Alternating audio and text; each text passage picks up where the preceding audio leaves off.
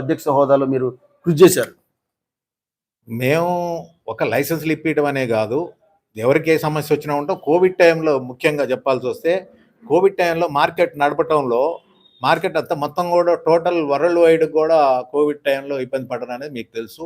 ఆ టైంలో మార్కెట్ బంద్ అయిపోతే, మార్కెట్ ఓపెన్ చేసి మరి రైతులు అక్కడ కోల్డ్ స్టోరేజ్‌లు నిండి, ఆ రైతులు ఇంటి దగ్గర పెట్టుకునే పరిస్థితి లేని పరిస్థితుల్లో మార్కెట్ ఏ రకంగా చేస్తే బాగుంటుందని చెప్పి మేము ఆ పై అధికారులను కలిసి ఆ రోజున కలెక్టర్ గారిని కలిసి మార్కెట్ మరి ఈ రకమైన పరిస్థితి ఉన్నదని చెప్పి కలెక్టర్ గారికి ఎక్స్ప్లెయిన్ చేసి ఇక్కడ లోకల్లో పెట్టకుండా ఊరు బయట చేసుకోండి అని చెప్పిన టైంలో మేము మార్కెట్ ఆ రోజున వ్యవస్థ కూడా నడిపించడం కోసం అని చెప్పి ఊరు బయట కొంత ఏరియా సెలెక్ట్ చేసి అక్కడనే వ్యాపారం చేయించడం కూడా జరిగింది.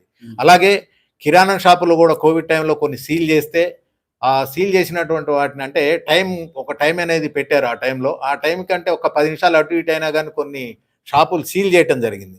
సీల్ చేపిస్తే మనం మినిస్టర్ గారు అజయ్ గారి ద్వారా ఫోన్ చేపించి కలెక్టర్ గారితో మాట్లాడి ఎస్పీ గారితో మాట్లాడి ఆ షాపులు కూడా ఓపెన్ చేయించడం జరిగింది. అలాగే కొన్ని సామిళ్ళు కూడా ఉన్నాయి. సామిళ్ళు కూడా అక్కడ బయట నుంచి వర్కర్స్ వస్తారు. ఆ వర్కర్స్ కూడా పని చేయటం కోసం వాళ్ళని కూడా ఆ షాపుల్లో ఆ యొక్క నడుపుకోవడం కోసం, ఆ మిల్స్ కూడా నడుపుకోవడం కోసం వాళ్ళ దగ్గర పర్మిషన్ తీసుకొని నడిపించడం జరిగింది.